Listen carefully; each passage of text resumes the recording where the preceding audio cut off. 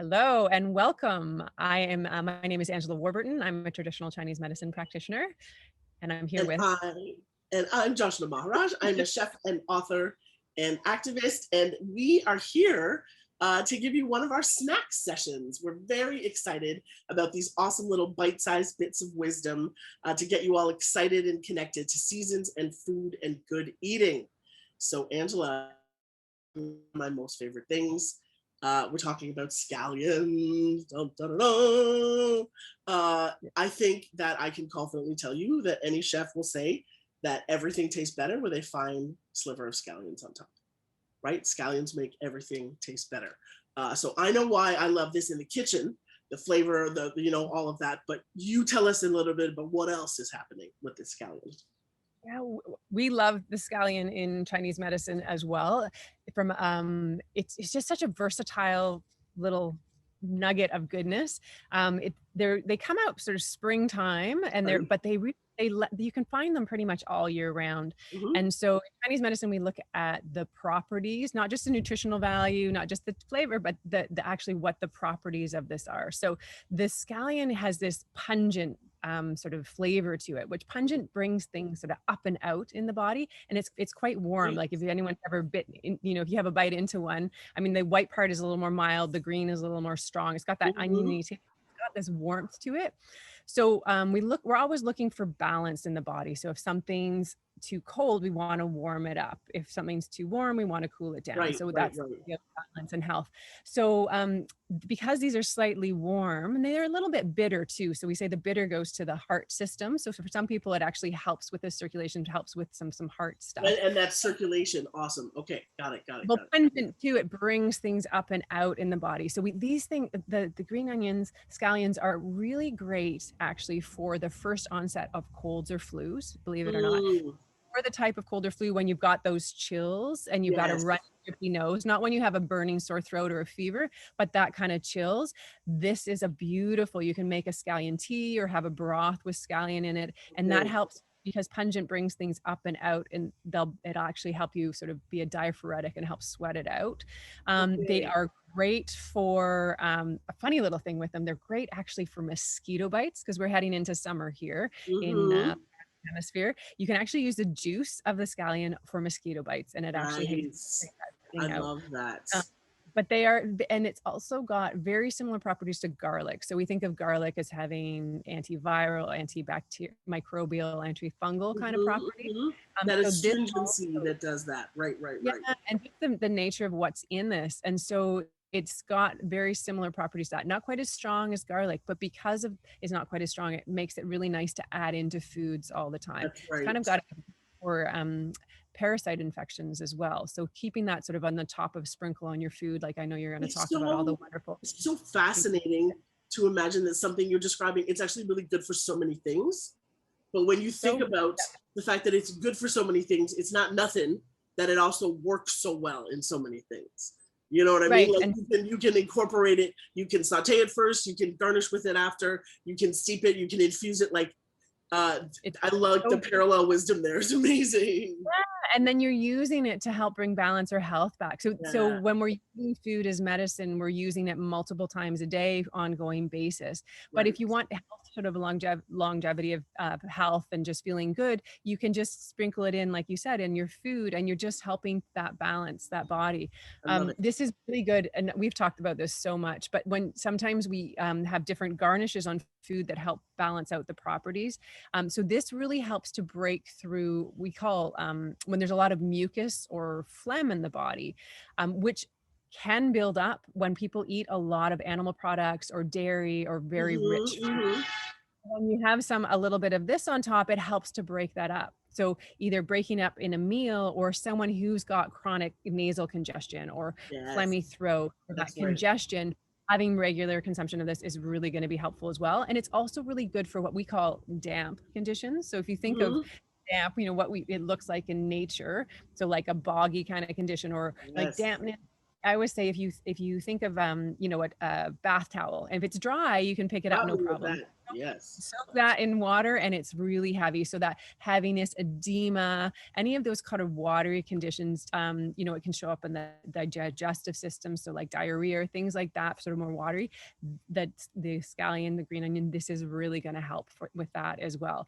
So the only thing you want to be cautious of with these is if someone's really hot. So someone who's got a hot pattern, again, that idea of balancing cold and heat. If someone's hot all the time, really like red face, or we use the tongue a lot for diagnosis. So if you Right. look at the tongue, the body might be really red or have a really thick yellow coat, not a white coat, but a yellow coat. That's going to be a sign there's too much heat. So you want to avoid overconsumption of these.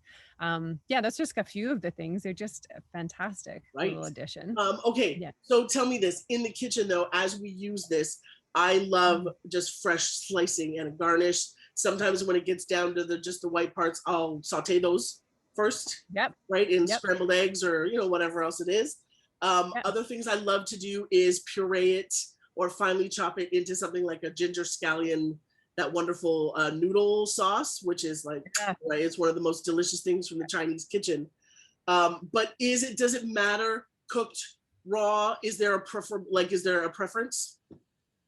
No, I think with anything, it's just going to slightly change it, right? So with someone who's say really cold and has problem with digesting food, too much raw is just going to be hard to break down in the body.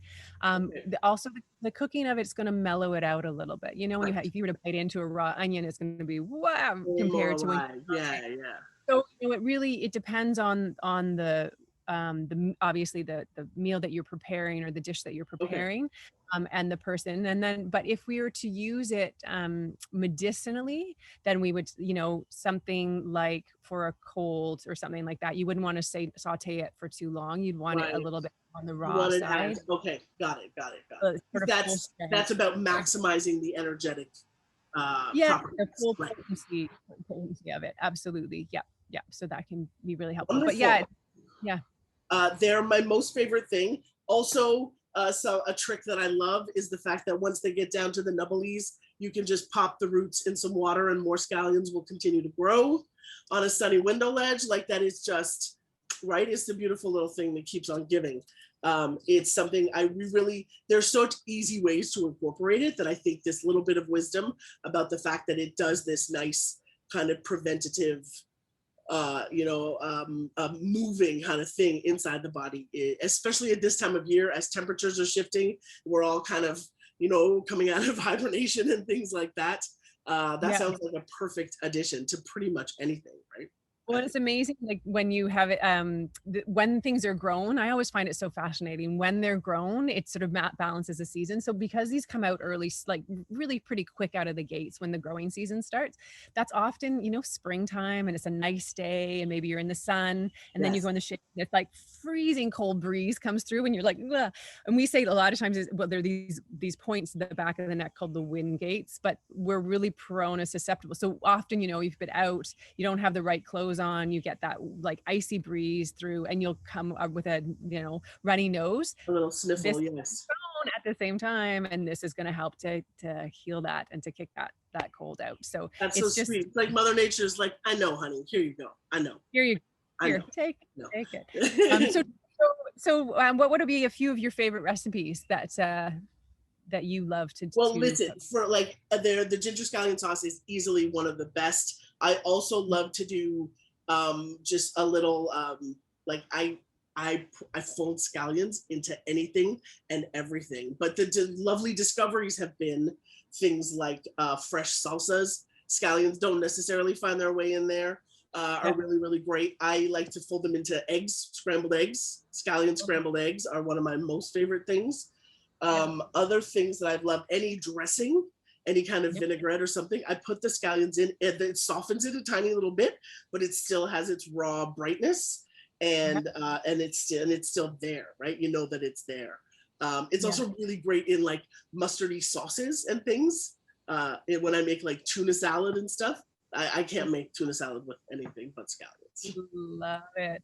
I think you made me once a little scallion pancake Oh too. my God, a scallion pancake. Yeah, and It it is was the like best.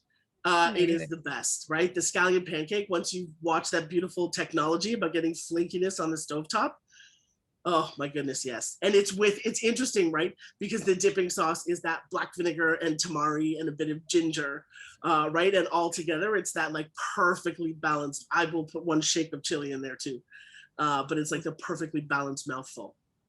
I think All this is right. the perfect thing to put on our site and in our newsletter. So look Yes. out Oh for my God. that. Scallion pancakes for the win for sure. We'll Yeah, do that. totally. So everybody, I feel like we'll send everyone to our website, nourishingchange.ca, and we'll post recipes there Yeah. for scallion pancakes and other good scallion wisdom. Cool And if stay, tea, I think, as well for when if you're feeling a little yes. sick, feeling a little like that. So So put that. that's really easy. We chop up maybe one whole scallion and steep it in some hot water. You kind of probably want to do like if you're going to do medicinal, you're going to be a handful, like 5 to 8 scallions, and you're going to Okay. keep that about, a liter of water or And something just like that. cover it with water. Okay. Yeah, and let it'll simmer and then sip on that through the day if you've got that really phlegmy, congested. Yeah, Right. look out, I tell you. Amazing. I love that tip. All right, everybody. Thanks for watching and stay tuned for the next snack session. Yes, thank you. Bye.